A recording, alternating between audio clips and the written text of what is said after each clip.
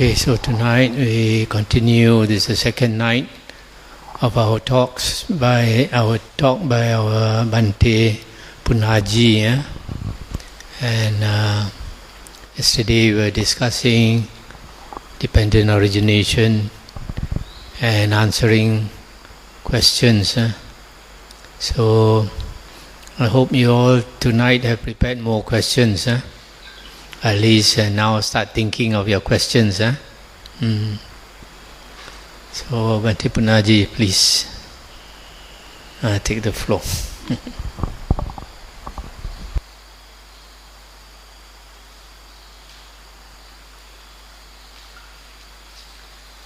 Well,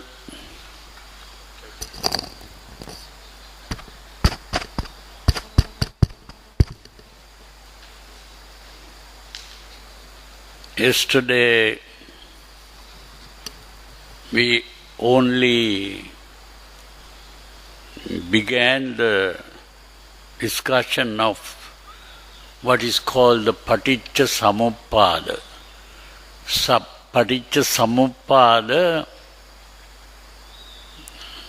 these are Pali words, and normally in English it is translated by the British translators as dependent origination, and our Venerable Dhamma Buddha called it conditioned arising.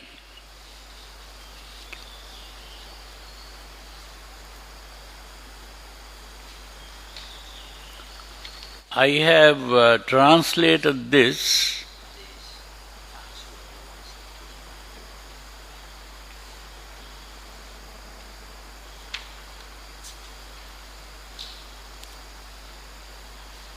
the translation that I have used, the English words I used is concurrence of antecedents. Now, these words are very important because Paticca Samuppada, the word Paticca refers to antecedents. Antecedent means one coming after the other, a series of antecedents. I said yesterday there are three kinds of antecedents, I said. One was spatial antecedents, like a row of pillars, one coming after the other. And temporal antecedents is a series of sounds, one coming after the other.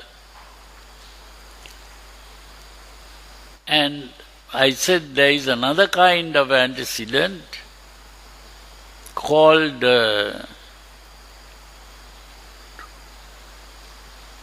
logical antecedent.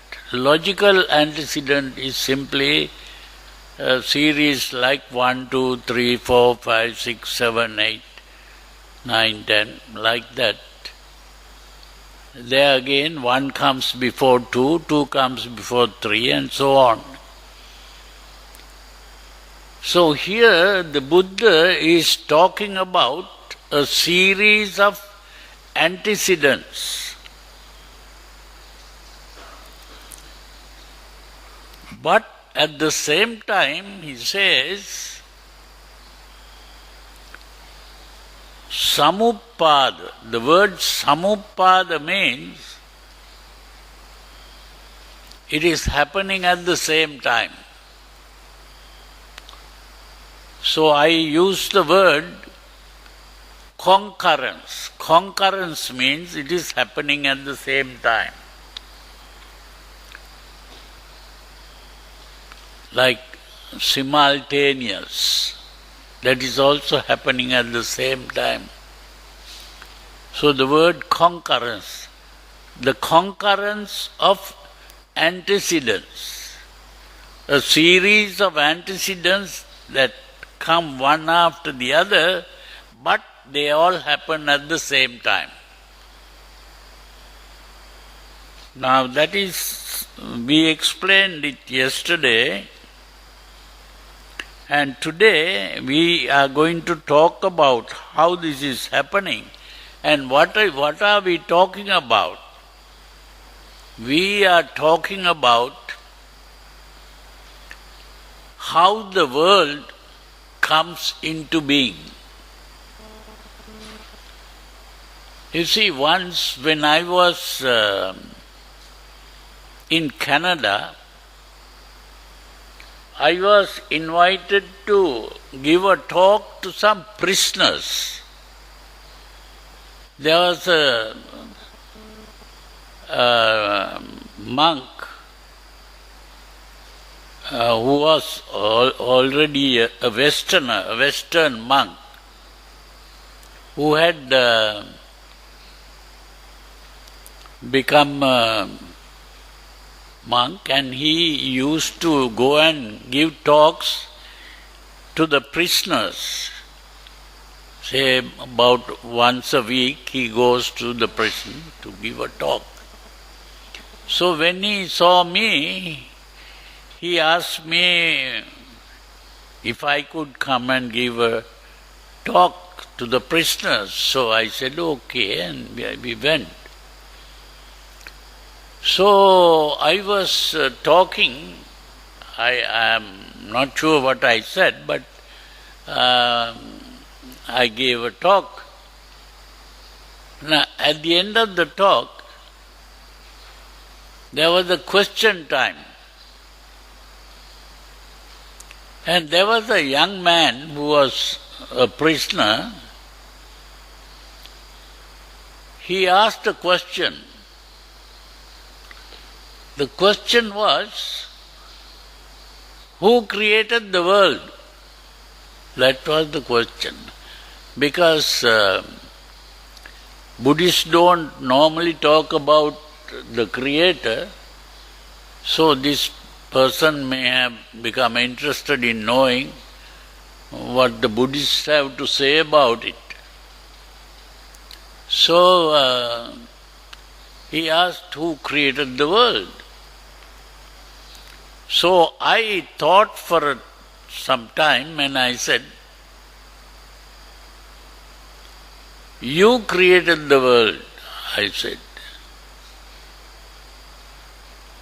So that other monk who invited me to talk, he thought that I gave the wrong answer.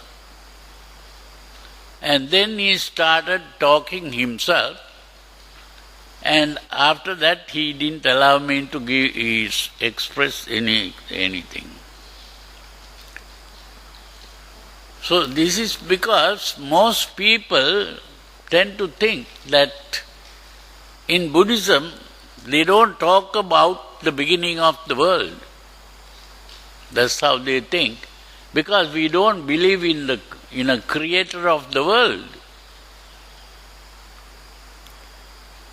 That is why most people think that we are atheistic.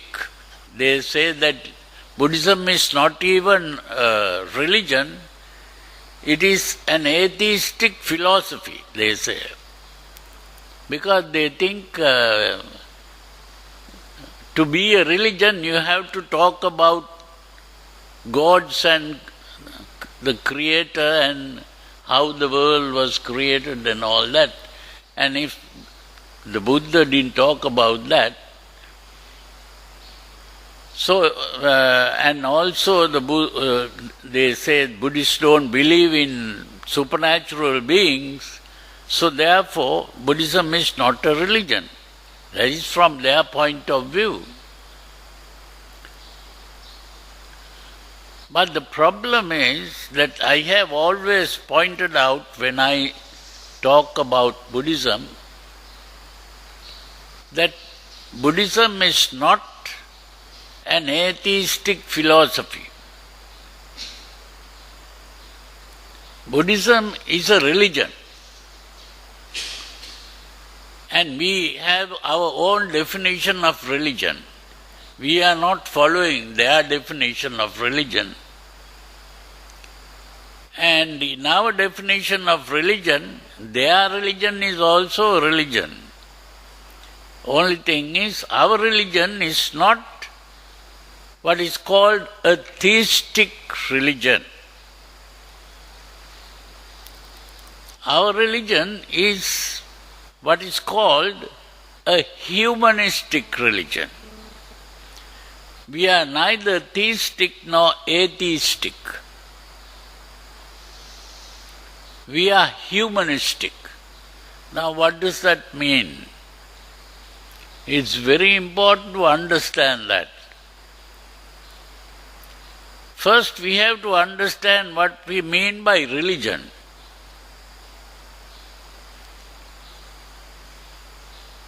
But today there are so many kinds of religion, but that is not really different kinds of religion.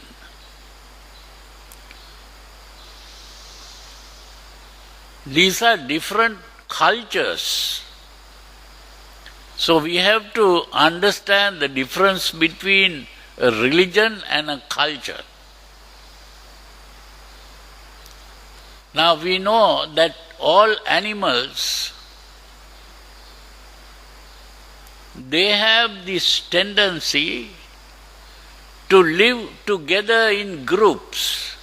Now if we look at these insects, they are always living together in groups.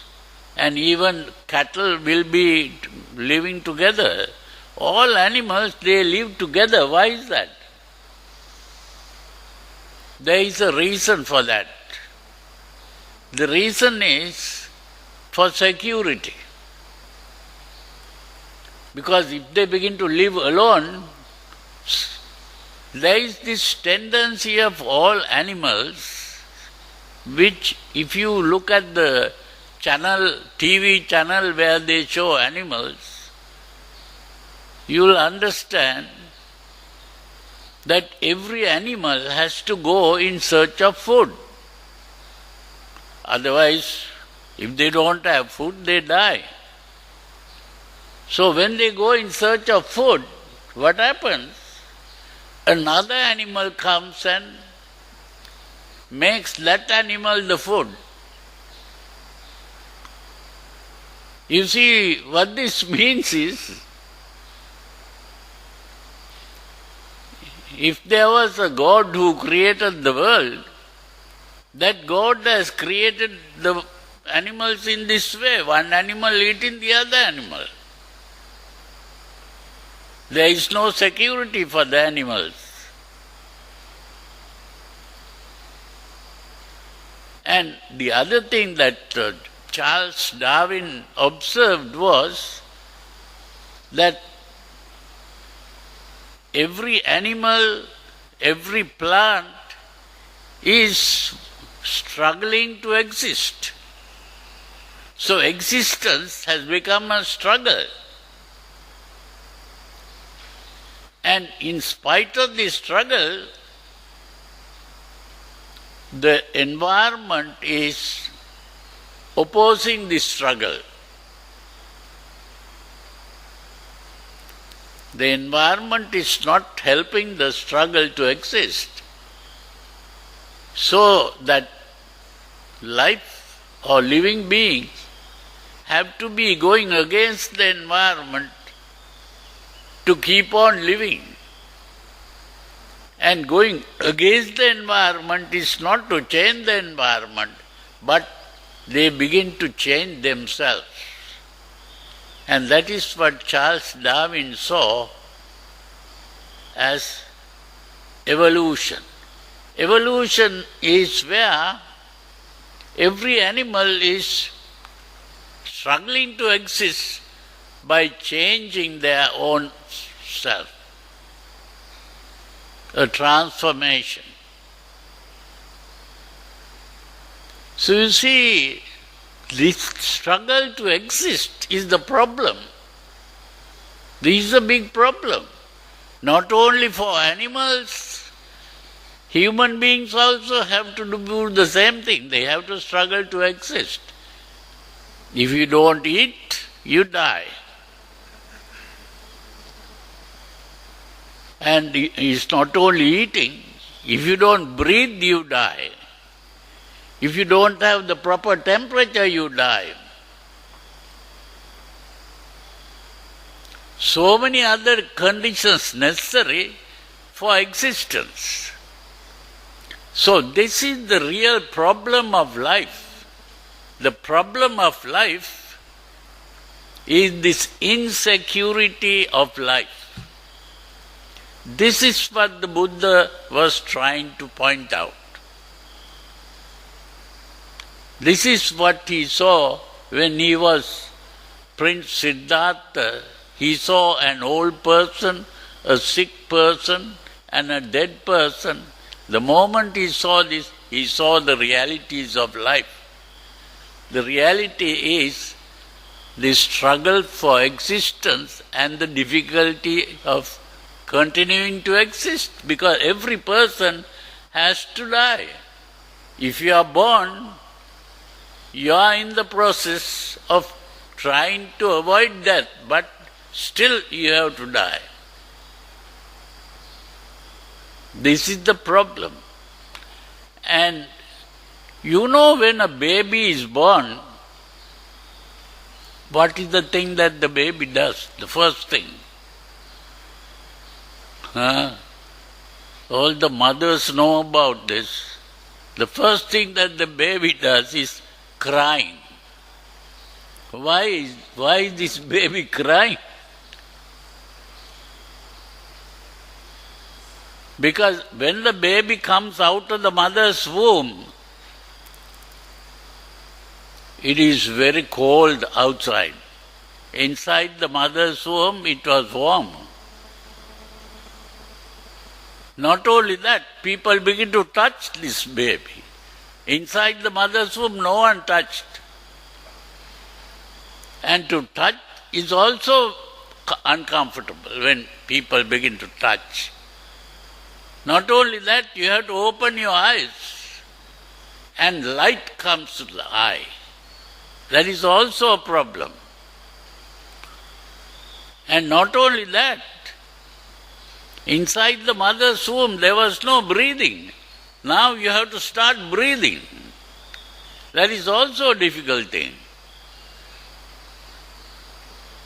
And if the child doesn't breathe, what does the doctor or the nurse or midwife or what does that person gets hold of the feet like this and hits the child? Then only the breathing starts. You see, all that means is this child coming out of the mother's womb is getting into something like hell. Difficulty.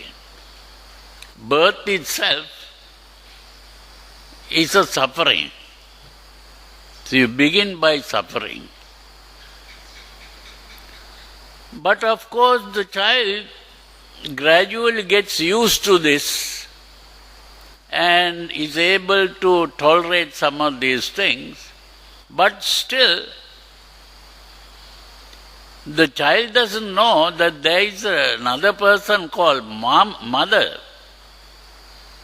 or even the father. He knows nothing about the father. But after some time the child begins to realize that mother is a different person, not himself or herself. You see? And only when the child begins to cry that the mother will come. Other times the mother is away. So like this, the important thing is gradually as the child begins to grow up, this child begins to realize that living itself is a big problem. And the only help the child can get is from the father and mother, or maybe an elder person. So they are living in a world of insecurity. But this child thinks, when I grow up, I'll be an adult and then I will have all the powers. I can do various things. But when this child grows up, what happens? The child begins to realize, at the beginning they thought, oh, my father is a very powerful person and all that. But that person, when he grows up, begins to realize that the father and mother are as helpless as himself or herself. Now when there is trouble, where can this person run? As a child, they could run to the mother or father. But now as an adult, where can they run when there is a problem?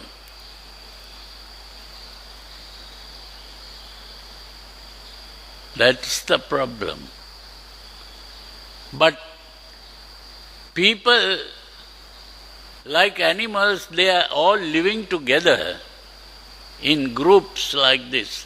And that living together, people have found a method of meeting this problem. What is that? That is what is called religion. When people live together,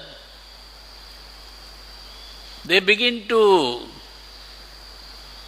eat the same kind of food, they begin to wear the same kind of clothes, they begin to sing in the same way, dance in the same way, or paint pictures in the same way.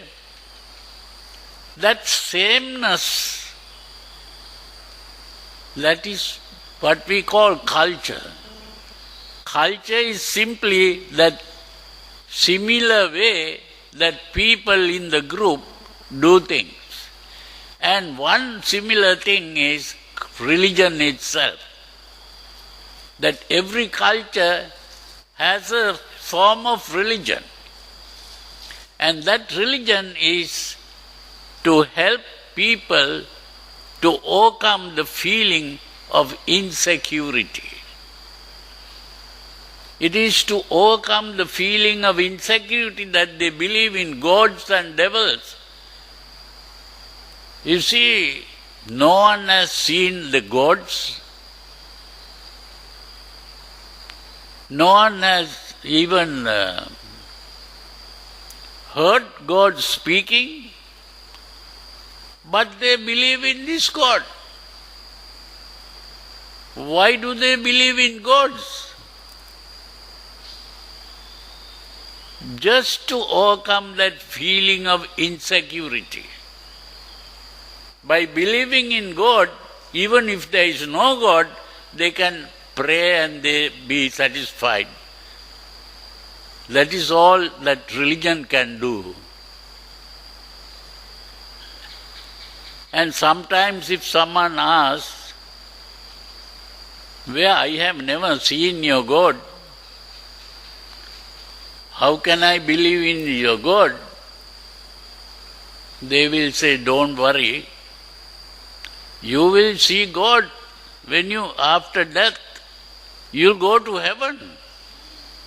And there you can see God. But the only thing is, if you want to see God and go to heaven, you have to live a good life. You have to not fight with other people, no quarreling. So in other words, another thing got into religion, the idea of good and bad, right and wrong. So religion is, this is what is happening. But when human beings gradually began to evolve, they began to think, use their intelligence. And then they began to realize one important thing. What is that one important thing that they realized? It is that whatever happens in the world happens only when the necessary conditions are present.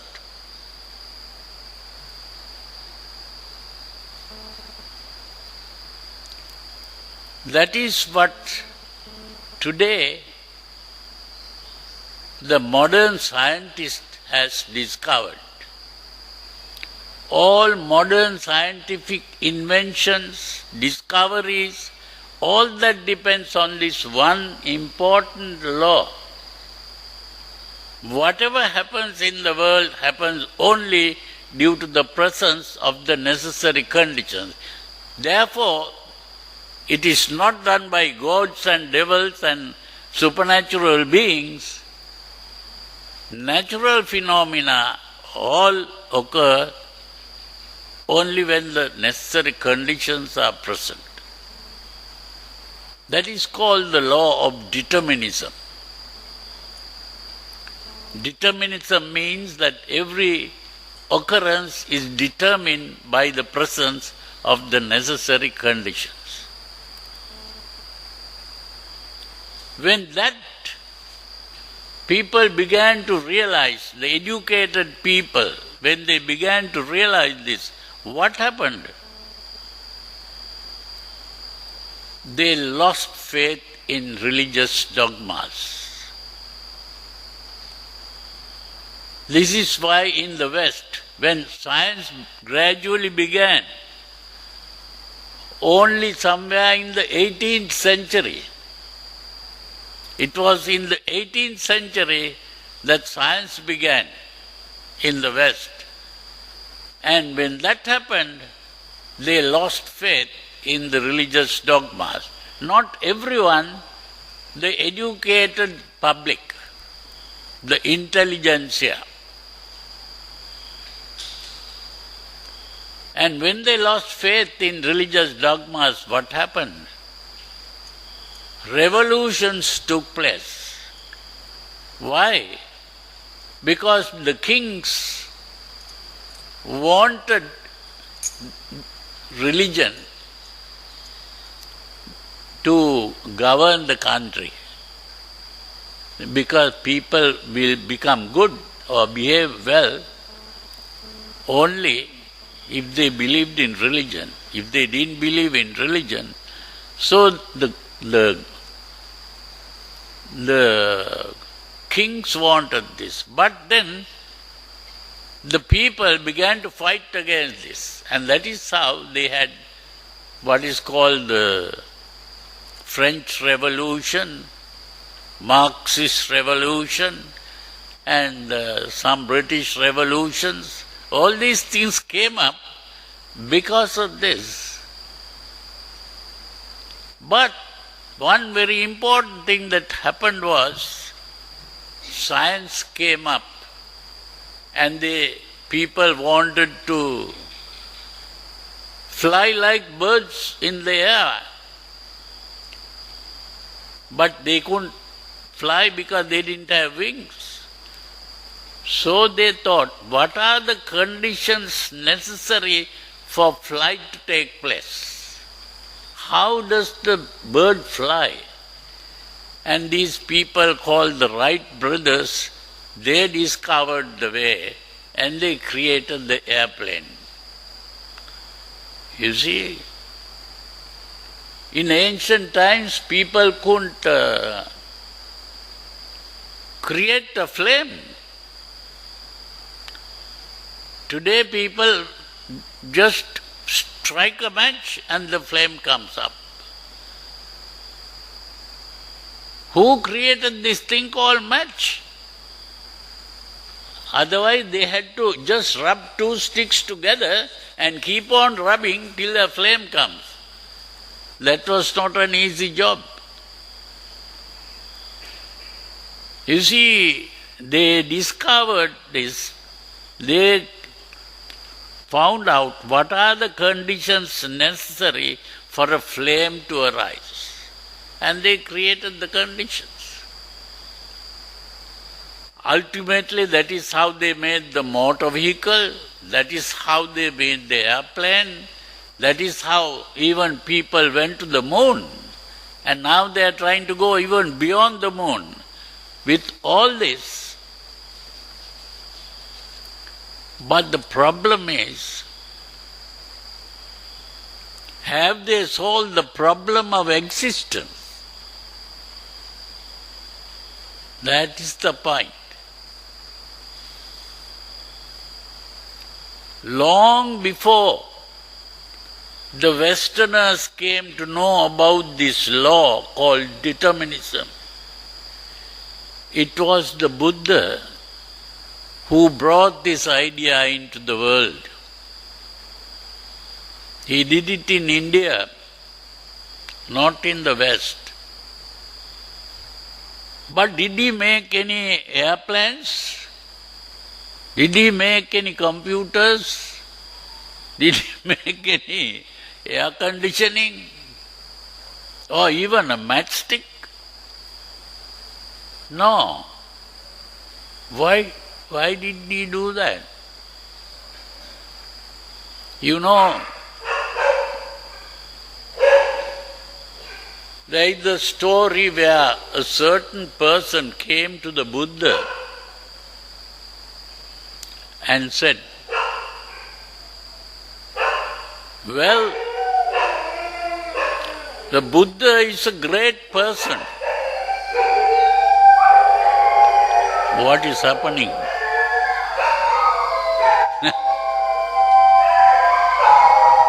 The dogs are singing.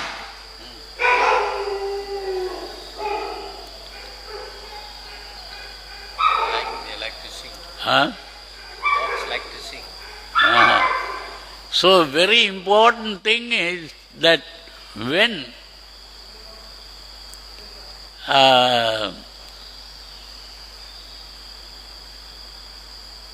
this person came and said, the Buddha has great powers.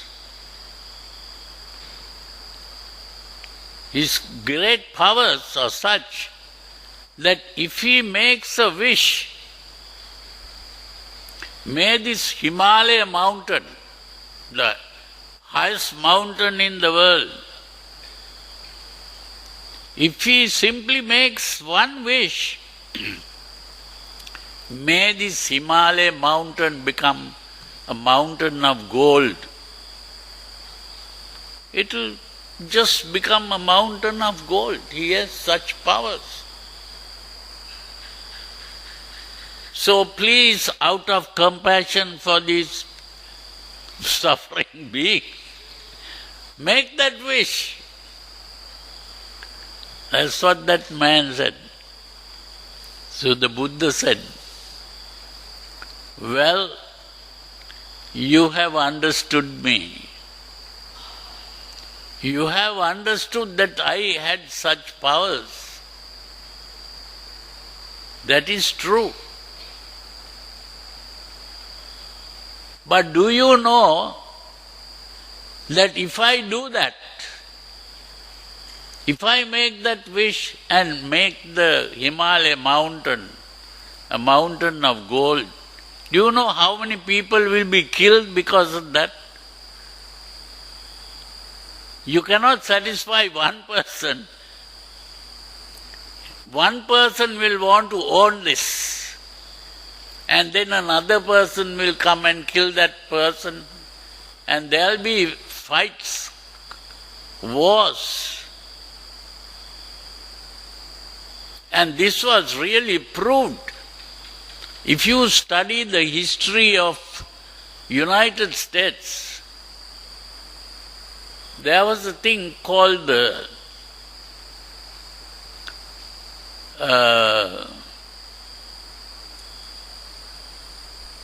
it was a gold war, because they thought that somewhere in California there was gold.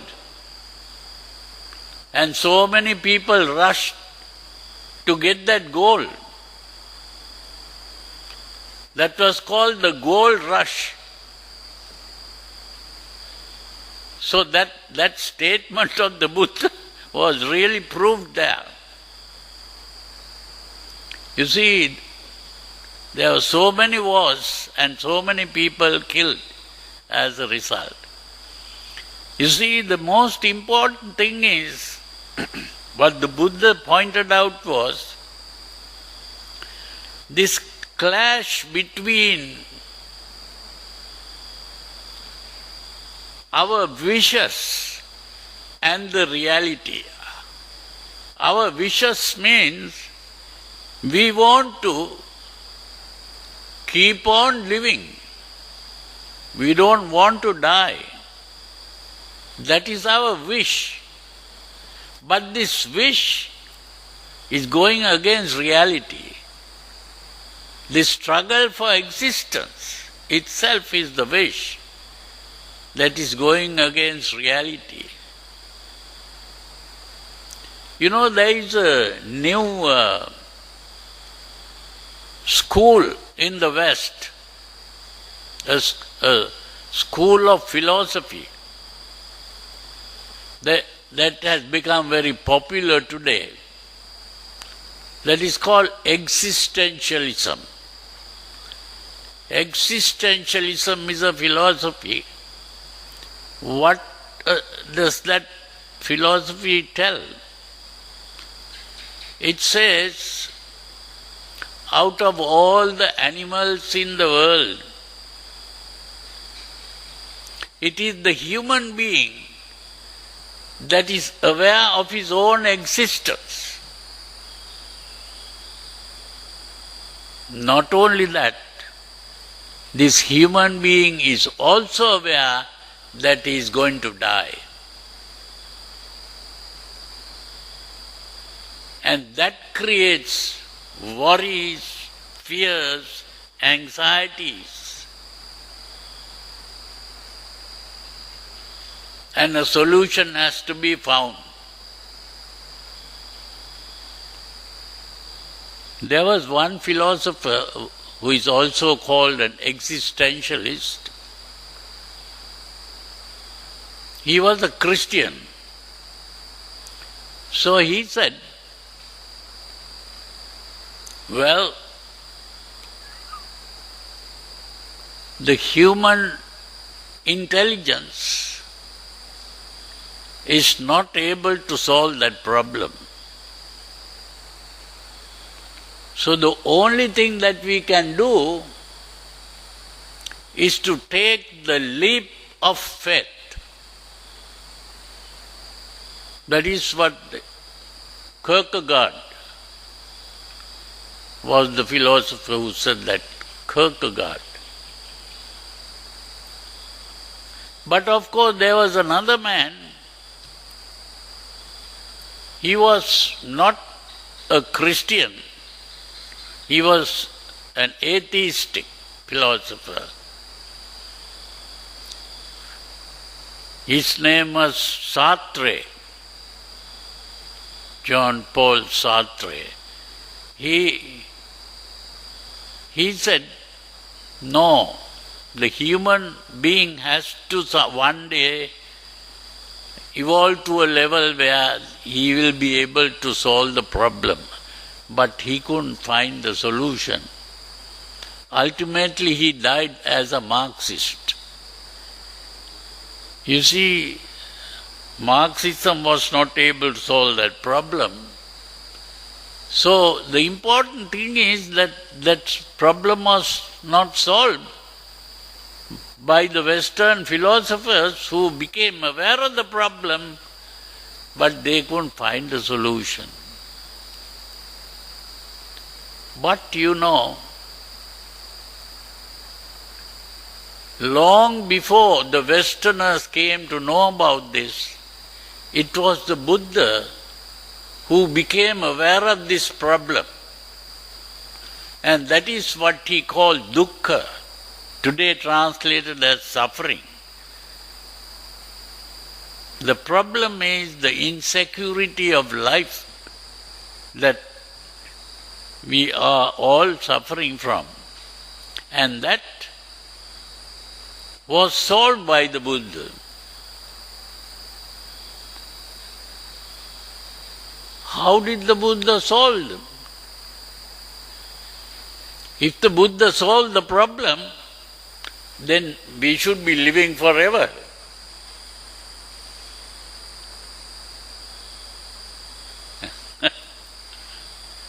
You see, the Buddha solved the problem by pointing out that existential philosophers are making a mistake. The existential philosophers are saying that the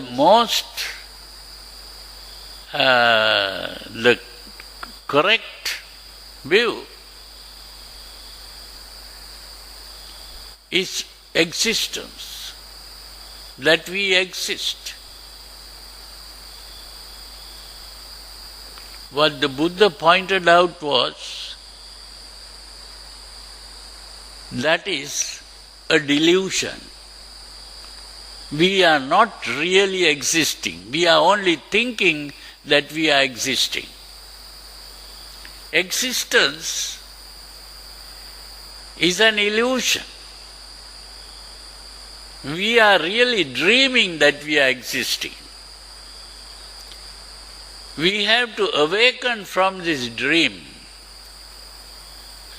It is only by awakening from the dream that the problem disappears. You don't even have to solve the problem because the problem is not there. If you don't exist, can you die?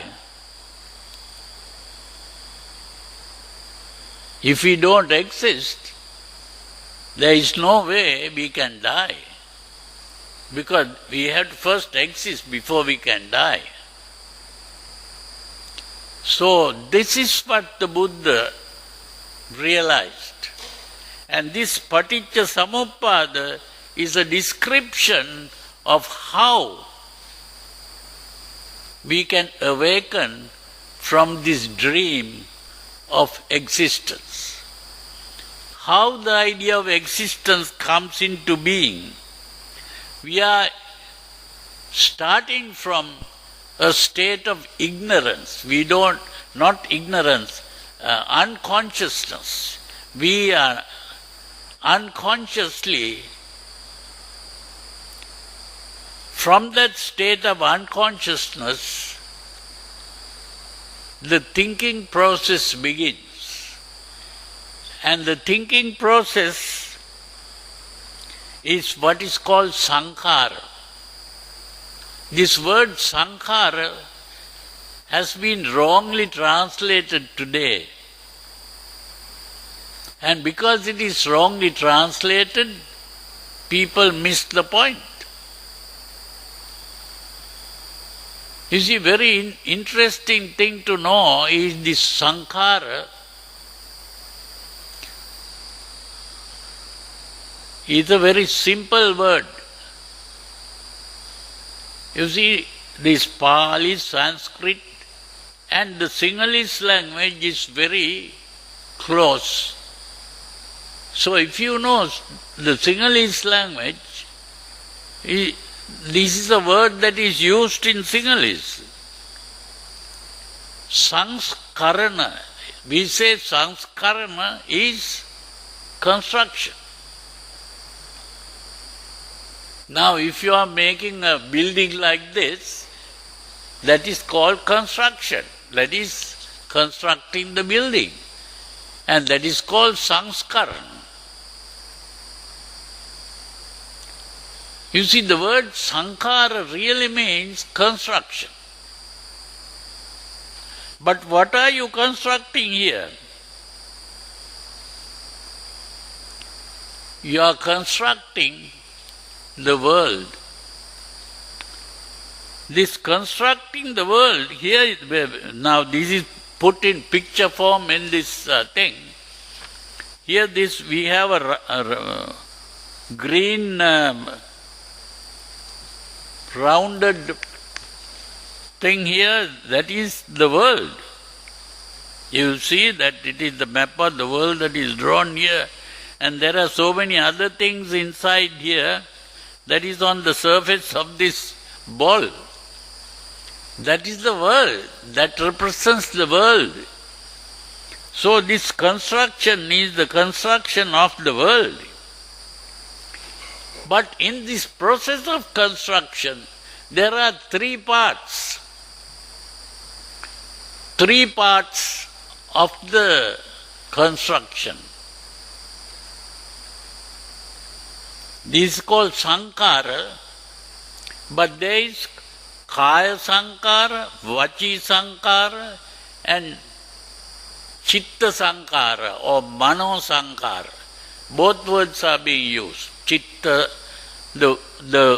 what it means is Kaya Sankara is a physical part of the construction.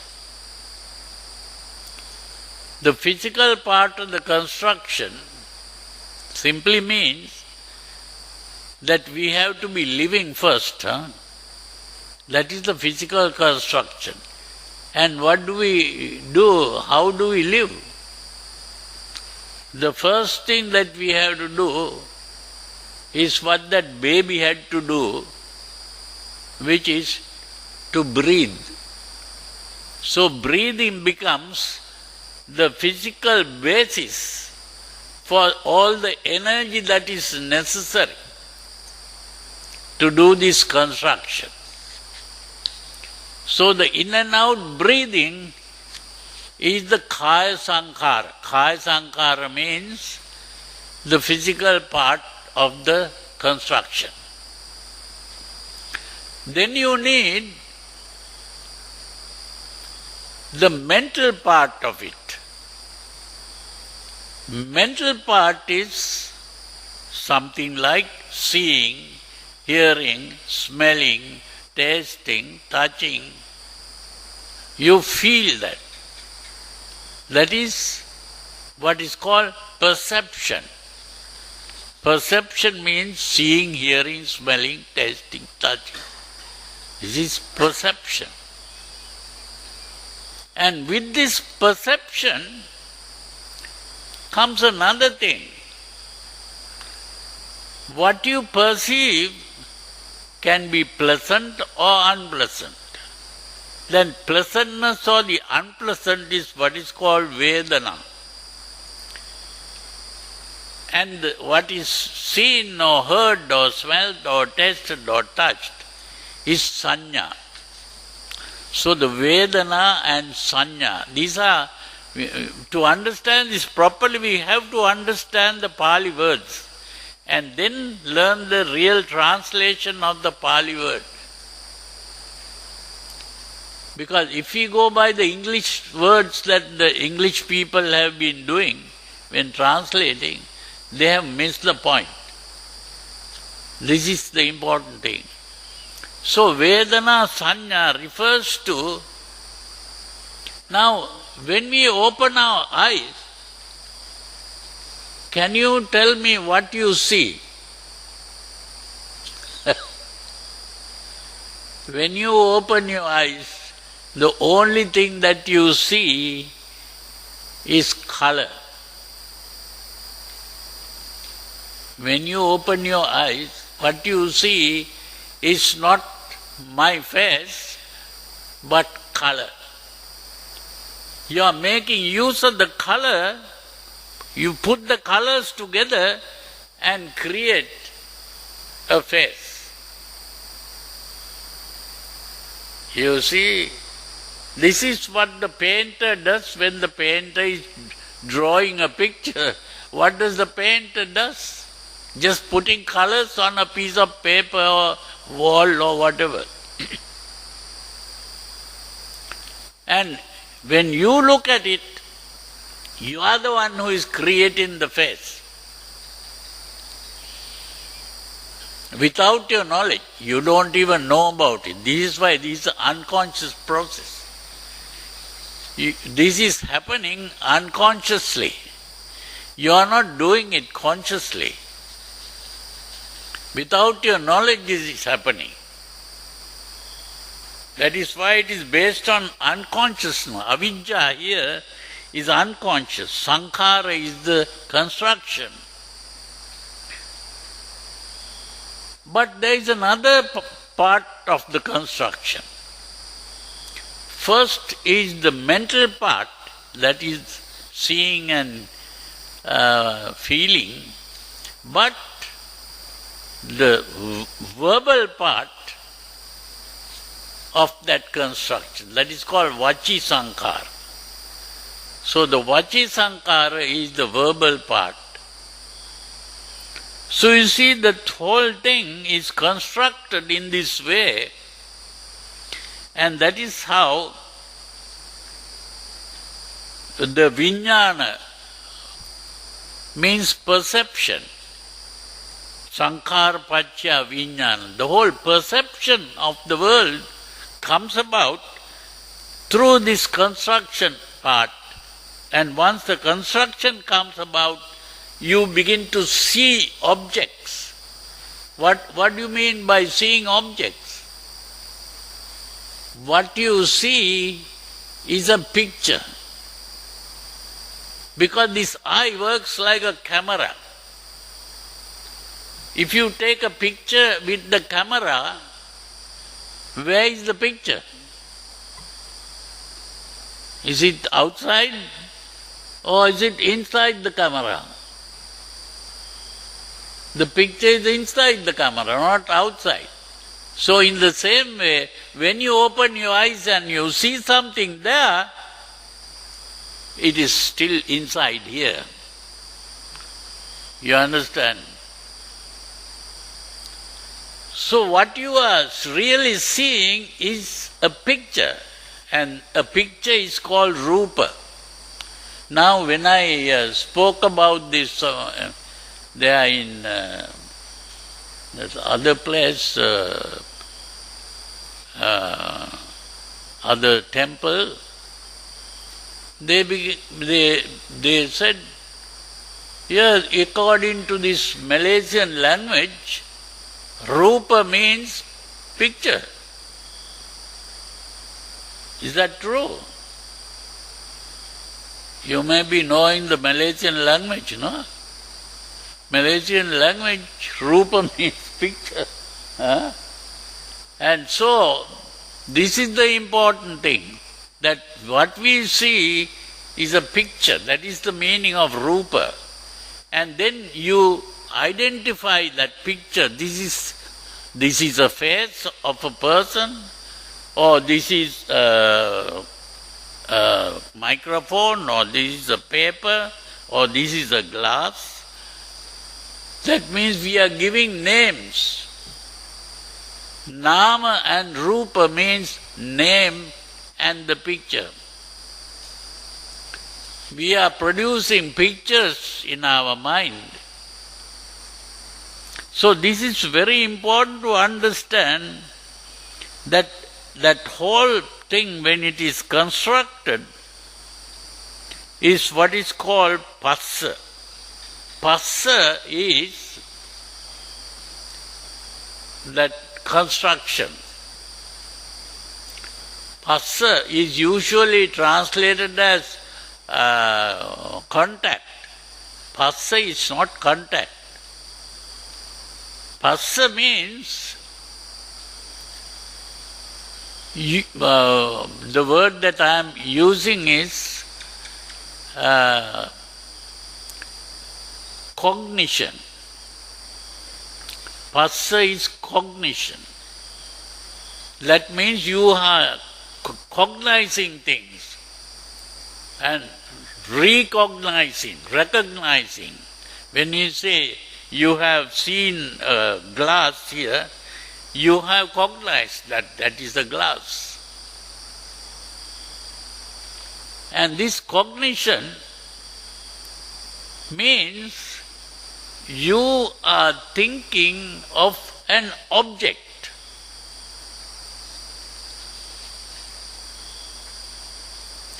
The objective world that we are aware of is the cognition.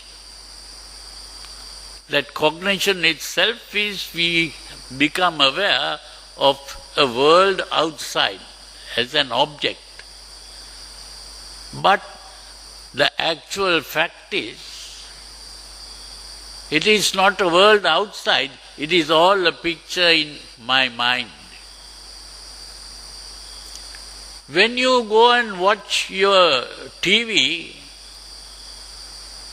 do you see any people there?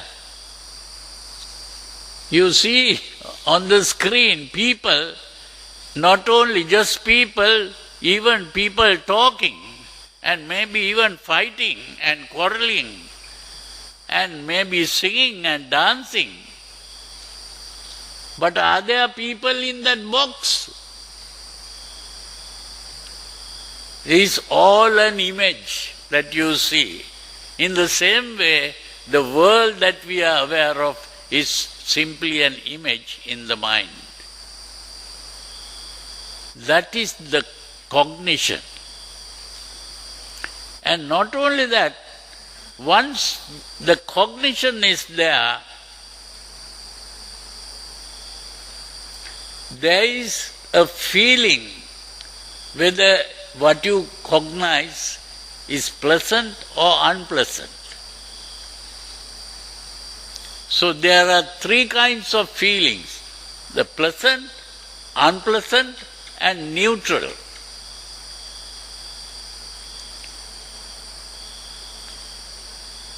So pleasant feeling, what do we do? When it is pleasant, we like it. When it is unpleasant, we hate it. It is neither pleasant nor unpleasant, what do? We don't hate or love that, but we just let it be there. You are aware it is there, that's all. That is what is called Dhamma. Dhamma is today translated as craving. Dhamma is not craving. Dhamma is your emotional reaction to pleasant, unpleasant, and neutral things. The emotional reaction to pleasant things is called Kama Tanha. The emotional reaction to the neutral is called Bhava Tanha. And the emotional reaction to the unpleasant is called Vibhava Tanha. This Tanha is not craving. Tanha is your emotional reaction to the object. Now when that happens, your experience is divided into two. Your experience becomes divided into two. What does that mean? You are seeing something there and you are reacting to that. That means the reaction is happening here and the object you see is there. That means that becomes the object, your reaction becomes the subject. So that emotional reaction becomes the subject. What do you do to the subject?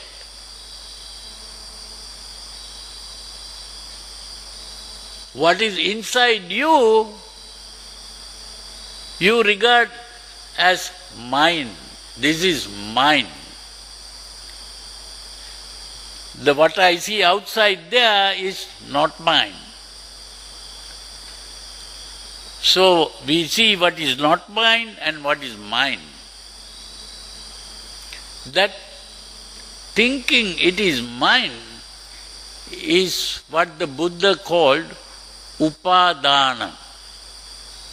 Upadana. usually translated as grasping or clinging. This is not just grasping and clinging.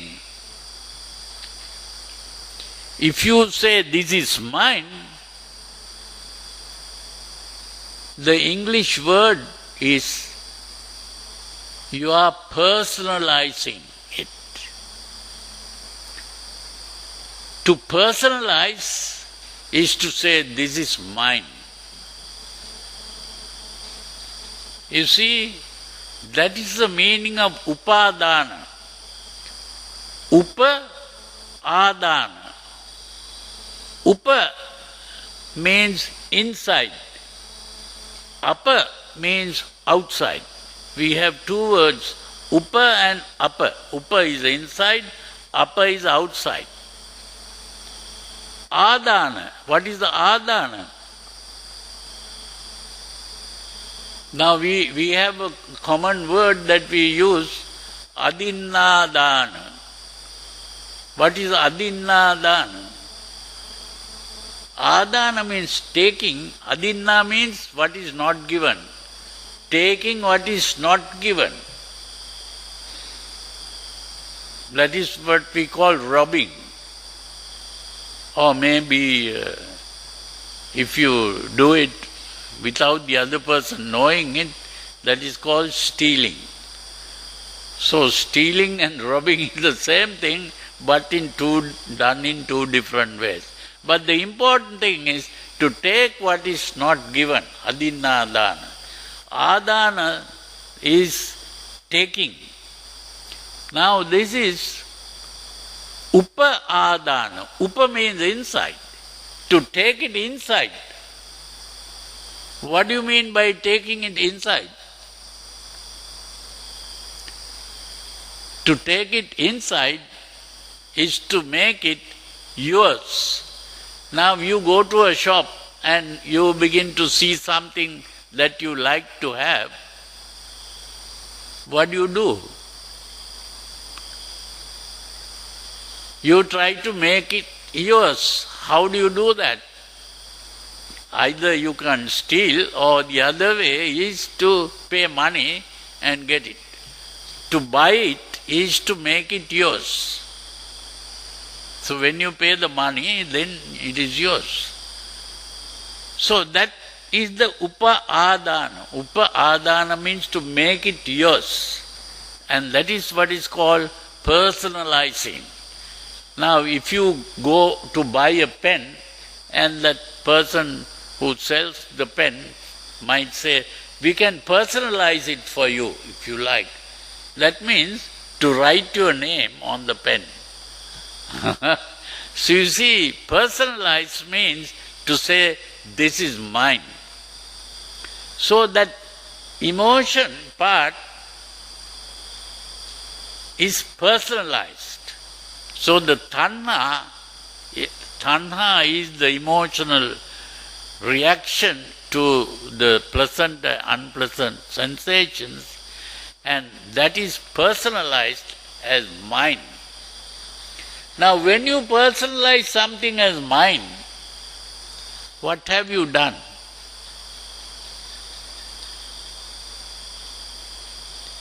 If this is the first time you are doing it, the moment you say this is mine, you have created the self inside you. How can that be mine if there is no I? The I has to be there to make it mine. That making it I, the I coming out, is what is called bhava. Upadana pachya bhava. The bhava means the I has come into being. But the moment the I has come into being,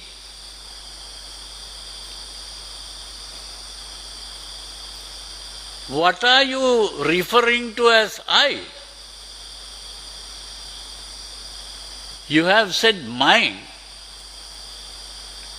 And by saying mine, you have created the I. And if you ask yourself, where is this I? What are you going to regard as the I?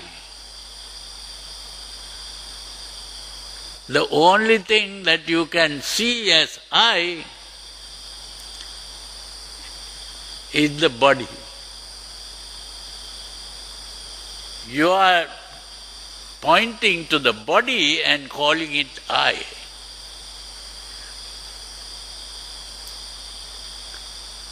Now the moment the body becomes the I, now the I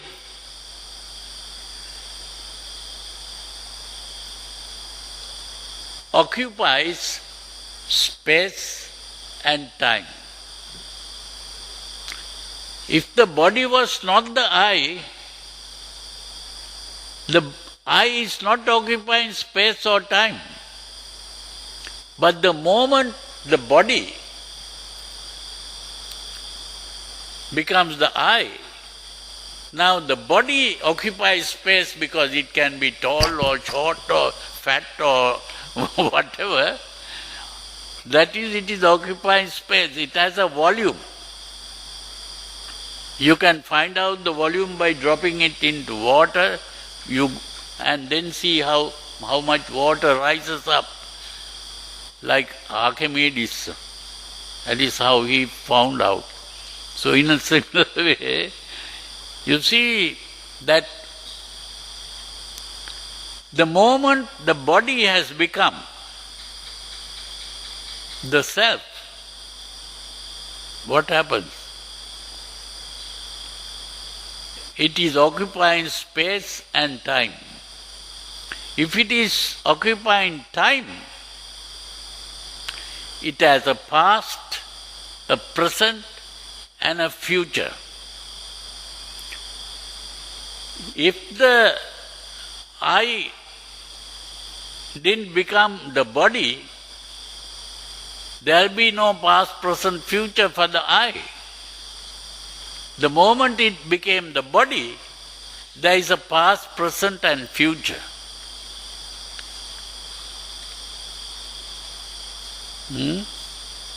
So once the past, present, future comes, the past is the birth, future is the death, present is the aging process.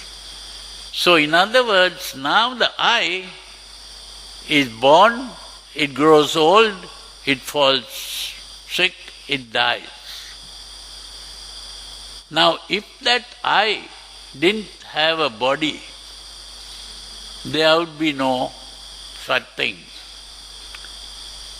So it is that growth, birth, old age, death that has created all the suffering, unhappiness. Soka parideva dukkha domana supayasa. So this is, in other words, how the suffering comes into being. By personalizing the body and creating a self. It is that creation of the self that brought about this whole thing. So this is why we have here in this diagram all these things where the I enters the body, and we have these three forms here.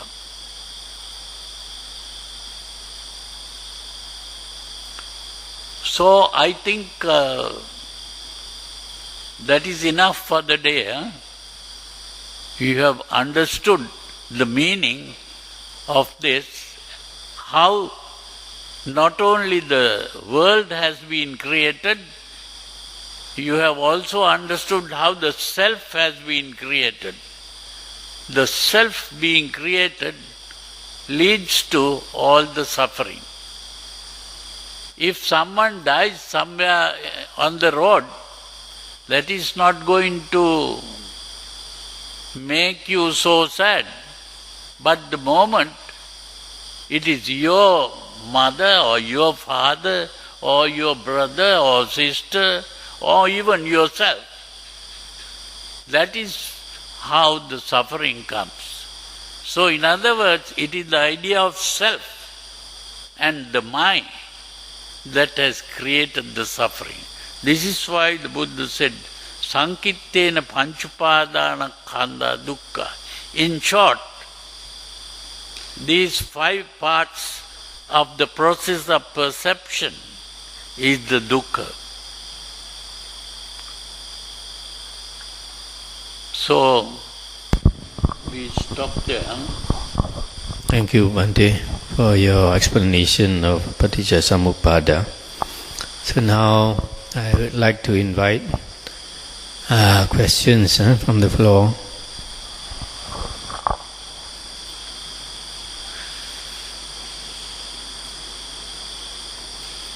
Have any questions? But very difficult to... You have to think about this for a long time before the questions come up.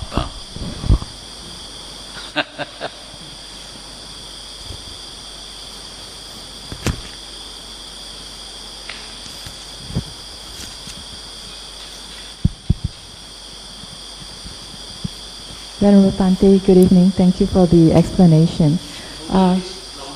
Just one question on the avijja, where Bhante translated as unconscious.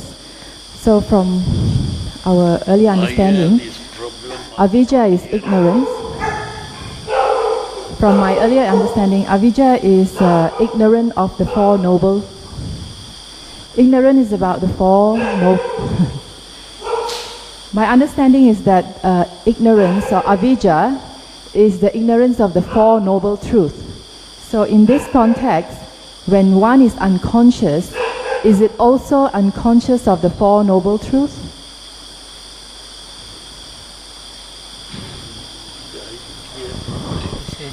Avijja is defined by the Buddha as not understanding the Four Noble Truths. Yeah. So how does it coincide with your unconsciousness? Well, it is true that avijja is not understanding the Four Noble Truths. But what is the Four Noble Truths?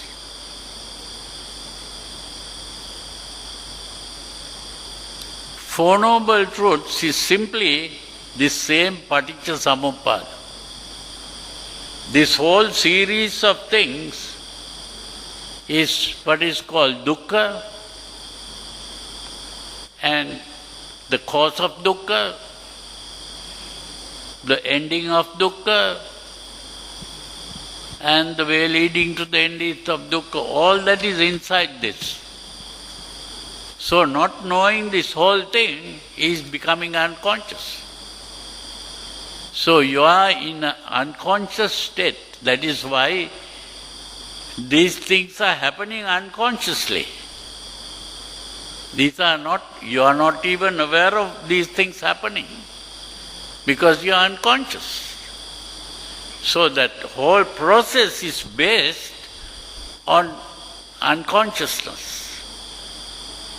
So only when you become conscious of this, you awaken from the dream of existence. That complete awakening from the dream of existence is to become conscious of this. It's not just intellectual understanding. That is not the becoming conscious. You have to look at the process and see it. And for that, your mind has to calm down to a certain level. This is why this whole process is based on sila, samadhi, panya. Before you can calm your mind, you have to calm your behavior. Because we are normally not only emotionally excited, we are acting out the excitement. And that is, we are not properly disciplined in behavior. So sila means being disciplined in the behavior part. Samadhi is to calm the mind so that the emotional excitement is absent.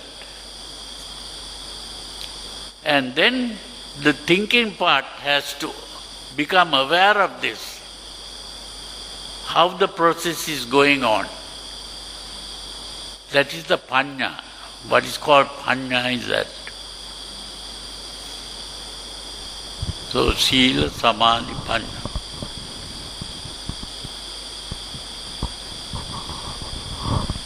Bhante, if avijja is not understanding the Four Noble Truths, wouldn't ignorance be a better translation? Huh? If avijja is not understanding the Four Noble Truths, would not ignorance be a better translation? Yeah, it is complete awareness of this whole thing. Not just an intellectual understanding and now I know the theory and all that. It's not just a theoretical thing like that. This is why there are two things, theory and practice. So this is a practical awareness of that whole process, not just understanding the theory.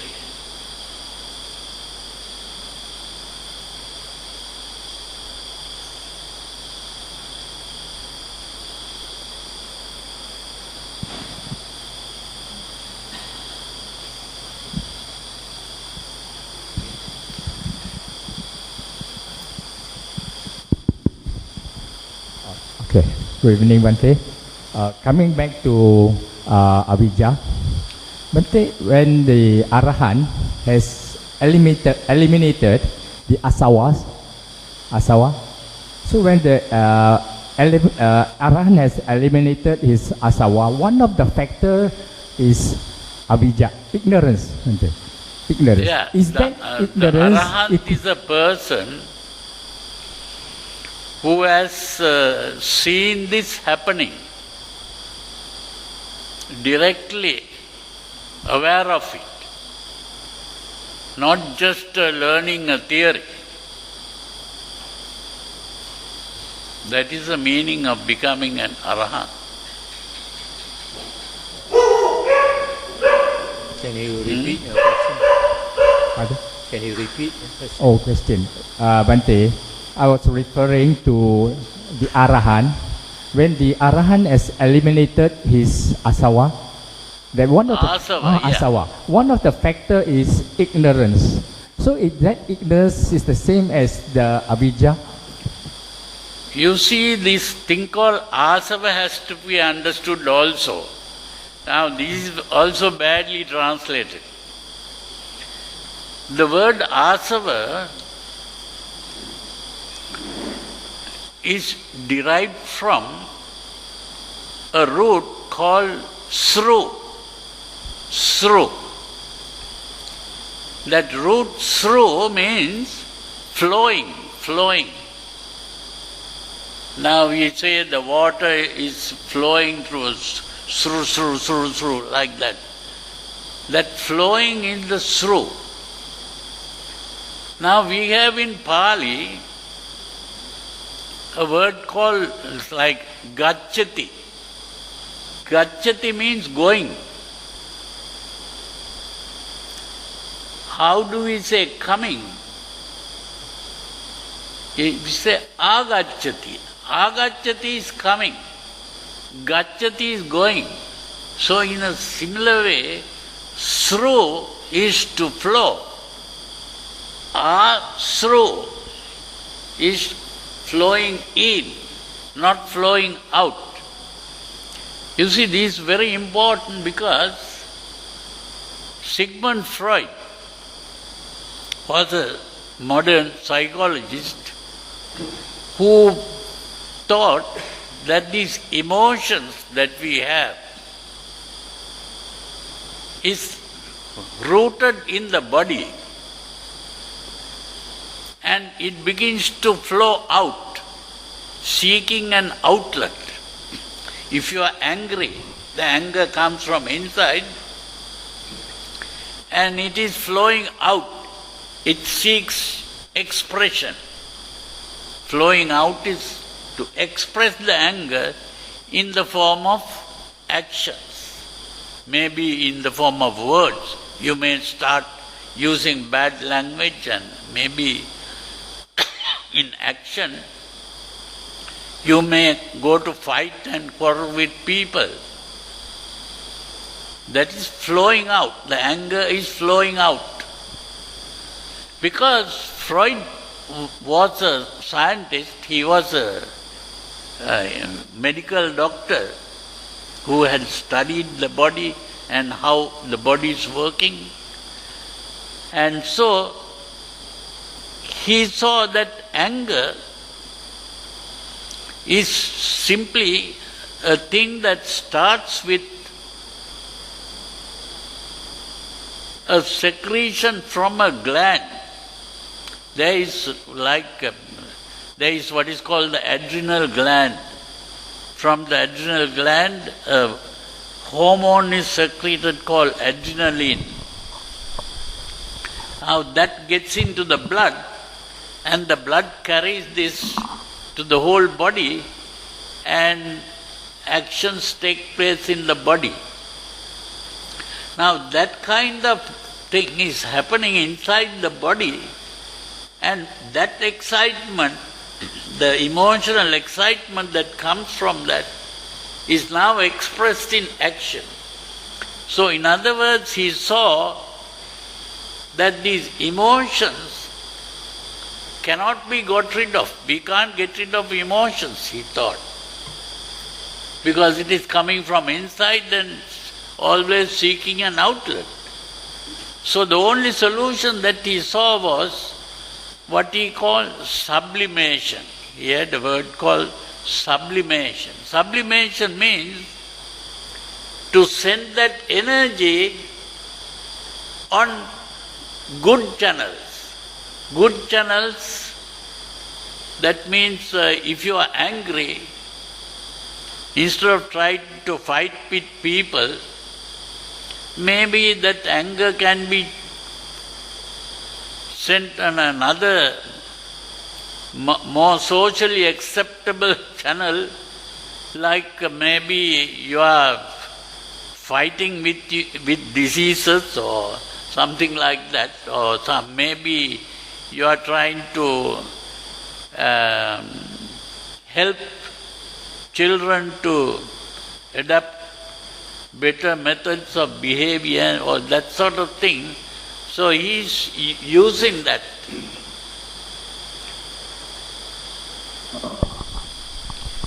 Now later, that problem came up when somewhere in the 1970s, I went to United States. And there, when I was there, I was talking to people about the Dhamma, about Buddhism. And I said, the Buddha has completely eliminated lust, hate and delusion, lobha, dosa, moha. That man laughed. He said, how can that happen? Now Freud has said that you cannot get rid of emotions. You see? So, this was the time when another school of psychology has come up. Now, by that time, Freud is dead. But another school of psychology came up that is called cognitive psychology. These cognitive psychologists began to point out it is true that these emotions are coming up from the body, and it also seeks outlets, it's true. But they said, the emotion will start only according to the way you interpret your circumstance. You see, now you see someone doing something and you interpret that as the wrong thing to do. And because you interpreted it that way, anger came up. So the anger started because of the way you interpreted the circumstance. You understand? So in other words, that interpretation is very important. If you can gain control over the interpretation, the anger can be stopped. You know, when I began to understand this, if you have read the book called the Dhamma, you know there is a book of verses called the Dhamma. You know the first verse in the Dhamma, in Pali it says, Mano Pubbangama Dhamma. Today people are translating it in the wrong way. They say Mano means, they say mind. Mano Pubbangama Dhamma. Mano is not mind. Because the Buddha spoke of 3 words referring to the mind. Chitta, Mano, Vijnana. 3 words. Vijnana is simply perception. That is when you see, hear, smell, taste, touch. That is perception. But whatever is perceived is now carried like telephone wires, carried to the brain. And the brain begins to think and interpret, give meaning to what was seen or heard or smelled. And that interpretation, that part is called Mano. That is very important to understand that. Because during the time of the Buddha, there was a Brahmin who came and asked the Buddha, we have these 5 senses, he said. These different senses have different things. Because the eye can see pictures, ear can only hear sounds, nose can get only smells, the tongue can get only taste, and the body can get only touch. These are all different. Where do they meet? So the Buddha said, Mano, that is where they meet.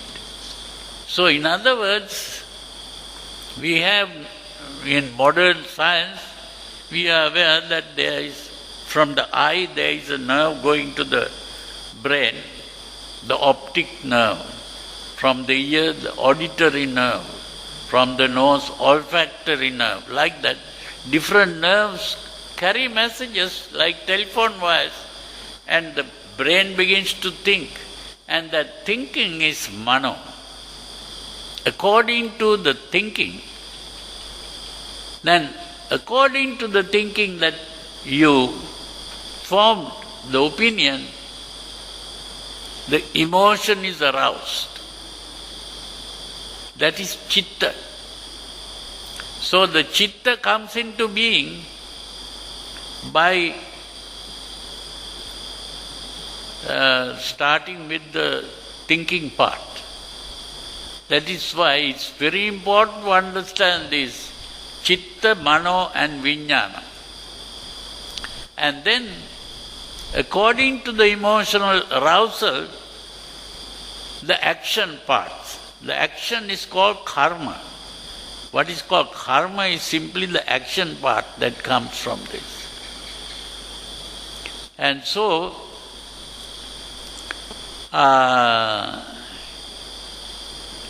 the important thing here is that the Buddha made use of this fact.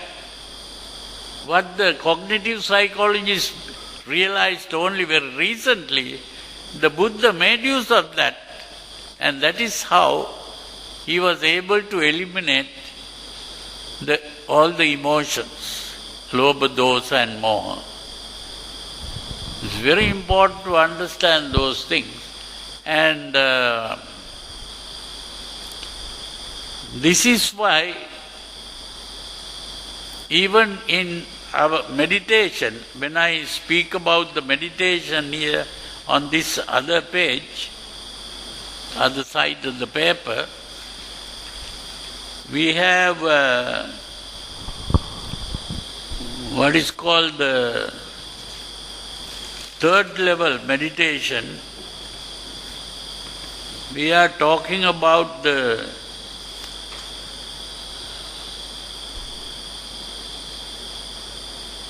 Sati, Dhamma, Vichaya, Virya, Piti, Passadhi, Samadhi, Upekka. These things are really an explanation of how the Buddha made use of the thinking part. By changing the thinking part, completely change the mind. That is how the Arahant comes into being. When the mind is properly changed. And if you want me to explain it, the Sati really refers to, Sati is not mindfulness. Sati I call introspection. That means turning the mind inwards, not outwards. Sati is not mindfulness. Mindfulness means your mind is aware of whatever is going on outside. That is not mindfulness. This is, you are focusing your attention on what is going on inside, not outside. You have to take your attention away from what is going on outside. That is, that the Buddha called parimukhaṃ sating upatta petva. That is also wrongly translated today. This is the whole problem. The translations are the things that create the problem. So, when the mind is focused within, you begin to become aware of how the mind is producing the emotional excitement. That means what is called satipatthana is becoming aware of the body, becoming aware of how the body feels, becoming aware of the emotional state, and becoming aware of the thinking part. Dhamma, the word Dhamma there is not just the teachings of the Buddha. The Dhamma there simply means the concept, the interpretation of what has been perceived. And by becoming aware of this, the Dhamma is examined. That is what is called Dhamma Vichaya. You are examining that interpretation. So when you begin to examine the interpretation, then you begin to see that it is only an interpretation. It is simply not necessarily true. The moment you become aware of that, the thinking part becomes able to completely eliminate the emotional part. When that happens, the mind calms down, and it is that calming down of the mind that produces samadhi, the jhana.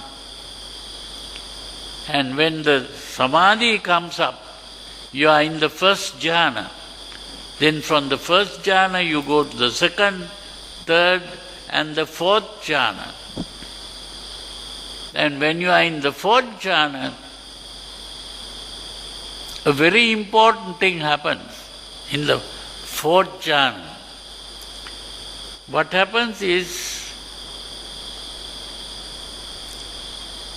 you're focusing your attention on the object stops. Instead of focusing attention on the object, you begin to focus your attention on the process of perception.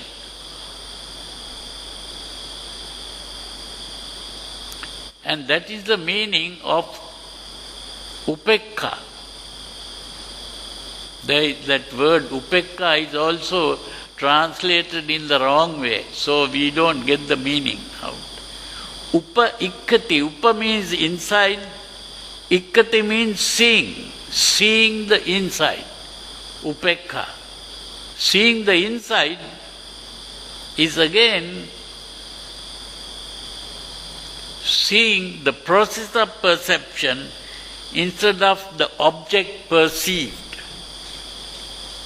You see, I said that when you look, you see something.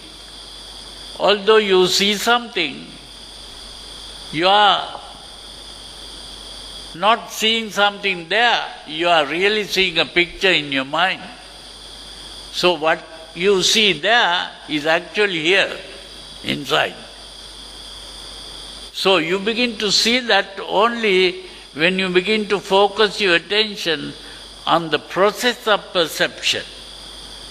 And that is where you begin to understand what are called the five aggregates, the Rupa, Vedana, Sanya, Sankhar, Vijnana. So that whole process, when properly understood, you begin to see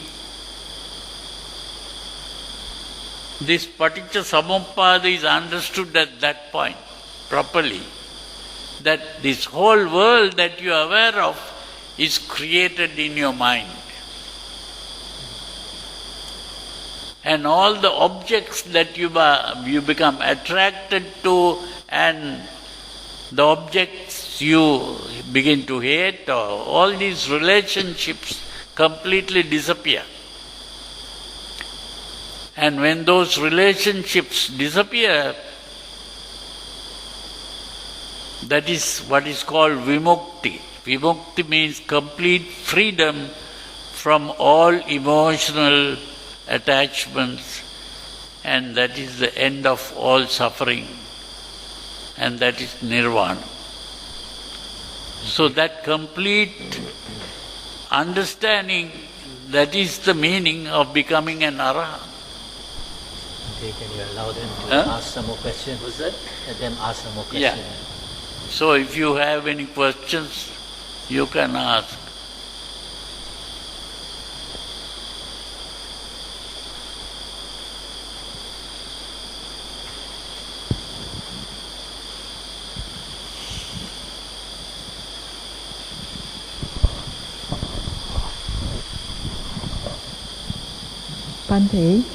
Bhante mentioned that upekka is seeing the process of perception. But upekka in the Brahma Vihara, there's also upekka, as in equanimity. The Brahma Vihara, Brahma Viharas, Yeah. there's also upekka. Yeah. So, Is that the same? Now, that is true. When you practice the Dhamma Vihara, that means metta, karuna, mudita, upekka, that upekka is the same upekka. It's not a different upekka. And that means, you see, if you begin to practice metta properly, what are you really doing? You have to understand that. Normally, people are self-centered all the time. I want this, I want that, I hate this, I hate that. You see, all the time you are thinking of yourself. And when something happens, you begin to cry, lament. All that is because you are thinking of yourself. But here the Buddha points out, the way to get out of this is to start thinking of all beings. Even if you are unhappy and suffering, well, this is my suffering. But there are so many beings in this world who are suffering. I am not the only one who is suffering. May all beings be well and happy. May all beings be free from suffering. That is metta.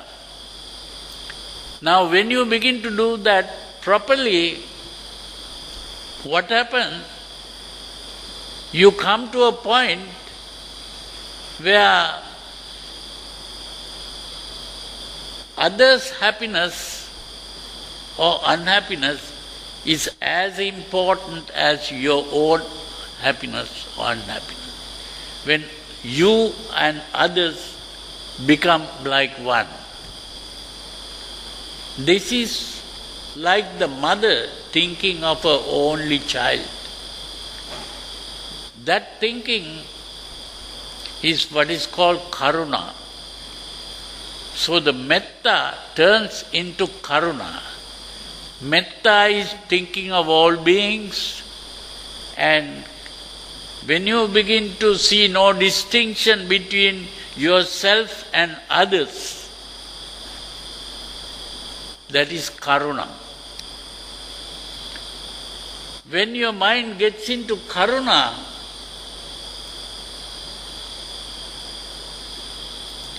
all selfishness disappears. With that, all unhappiness disappears.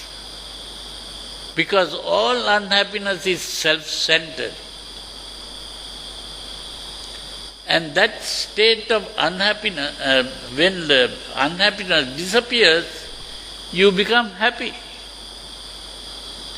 And that is the happiness of selflessness. It is not the happiness that you get when you get something. This is like the happiness you get when you give something to others. You make sacrifices and make other people happy. So this is an unselfish or selfless kind of happiness. Now when that happiness occurs, that happiness is not an emotional excitement. It is a very calm, tranquil state of the mind. It's not an emotional excitement. Because all emotional excitements are self-centered. Here all that has disappeared and the mind is calm and tranquil. When the mind is calm and tranquil, you are not looking out about what is going on outside. That means your mind is not disturbed by the changing vicissitudes of life, gain and loss, fame and ill fame, praise and blame, pleasure and pain. These are called the Attaloka Dharma, the 8 vicissitudes of life. So your mind is not disturbed by external things, because your mind is now focused within. When the mind is focused within, you have really come to that fourth jhana. So these metta, karuna, mudita, upekka are actually getting into the four jhanas. So there, the last is the fourth jhana. Your mind is focused within, and you become aware of the process of perception and not the object perceived. So becoming aware of the process of perception, you become aware of what are called the five aggregates. I don't call them five aggregates, I call them the five constituents of the process of perception. Five constituents of the process of perception.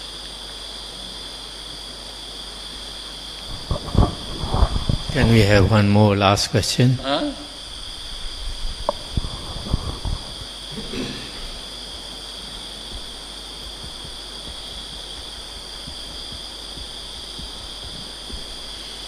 Okay, so if there's no other question from others, my question then would be that I think Pante has expounded on how the 12 paticca samuppada and how the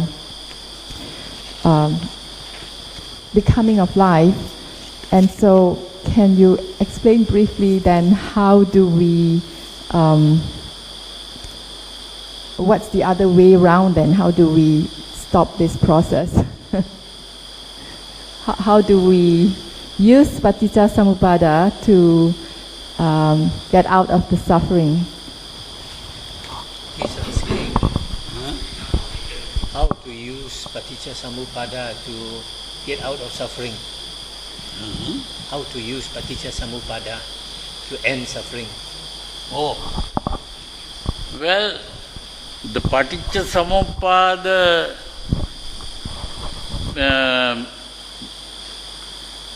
you have to become aware of that process, not only just learning it like a theory. You have to, it's the meditation itself, where you begin to focus your attention within. That's why I said the satipatthana is focusing the attention within, not looking outside. So the satipatthana is introspection. It is this introspection that will help you to become aware of what is going on inside in this way. So the real meditation is introspection.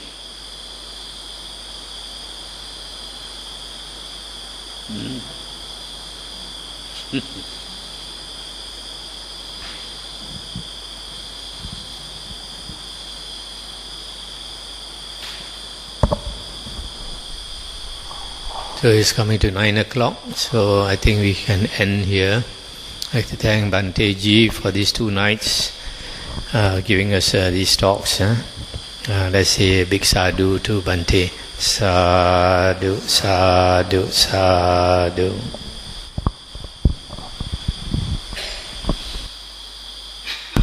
Come, let's invite the devas and devis to rejoice with us.